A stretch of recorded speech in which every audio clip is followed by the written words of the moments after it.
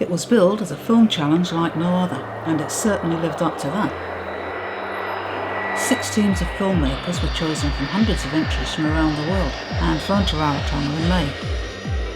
Their brief was to shoot and edit a short film and have it ready to show in 2 weeks.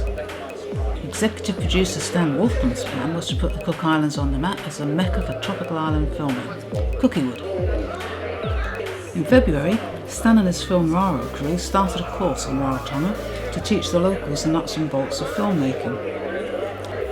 We ran through the scripts and script breakdowns, then split into groups dedicated to each international team. 1 team each from England and Australia, 2 from New Zealand and 2 from the United States. We scouted locations and props, organised auditions, selected possible cast members, found costumes and then ran rehearsals.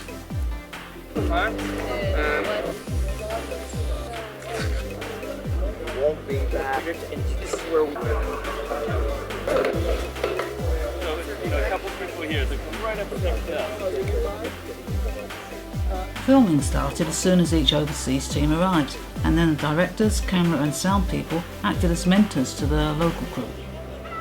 We filled roles such as production manager, location manager and props manager. Hey, this is offshore pirate test sequence. We were all volunteers though, so not everyone was available all the time because of work commitments. That made things difficult for some of the groups.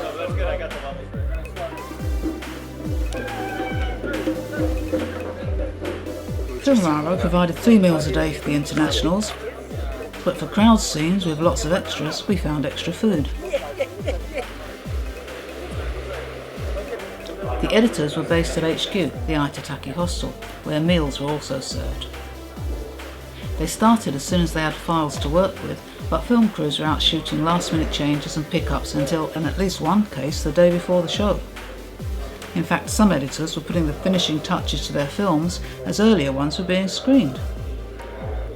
We'd hoped to screen all 6 films outdoors at the BCI Stadium, but unfortunately it rained all day, so the venue was changed to the auditorium. And it was packed. The audience loved it and it was a real family affair. So was it all worthwhile? Absolutely. Film Raro is something to shout about.